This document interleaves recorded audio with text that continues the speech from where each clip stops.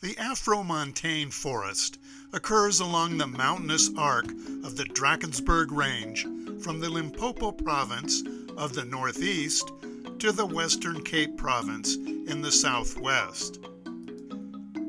This forest is discontinuous, existing as a series of sky islands surrounded by low-lying areas.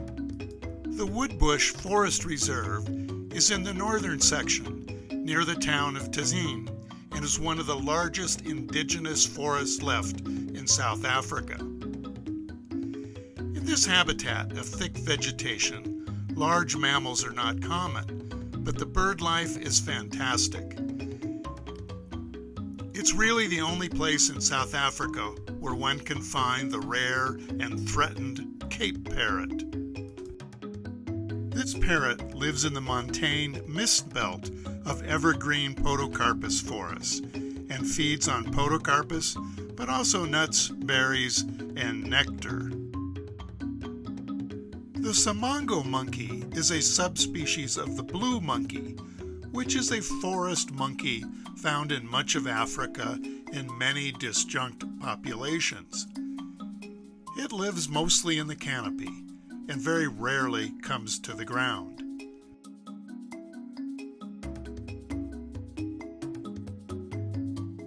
Samangos eat mainly leaves and fruit, but if an invertebrate is too slow, it's eaten too.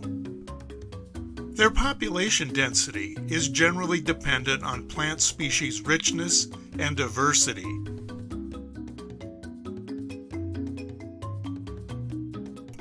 This small chameleon is endemic to this part of the Afro Montane Forest, and this strange legless skink is only found in the local Wolkberg Mountains, and the long-crested eagle is more widely distributed.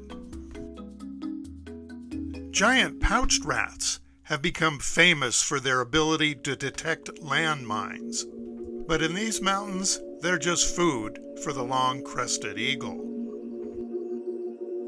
The Cape bushbuck is a widespread species of antelope that can live in rainforest and montane forests. The yellow-throated woodland warbler feeds in the mid-canopy and canopy. The Cape batis is a small flycatcher. This large robin chat is great at mimicry.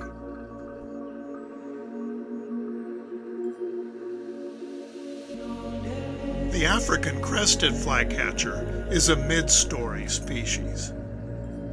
This turaco lives mostly in pairs in the canopy and can flash its colors during its explosive flights.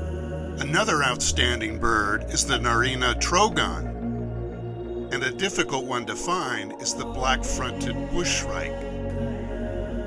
The bat hawk hangs around bat roosts in these forests as well. The African harrier hawk has double-jointed knees that allow it to access nest holes in order to grab nestlings and eggs of other birds. So for parrots like the Cape Parrot, this predator is a real threat. It's all about those knees. The Cape Parrot is really more threatened by habitat destruction than anything else. The African harrier hawk also catches lizards. Hopefully, greater efforts will be made to protect South Africa's remaining Afro Montane forests.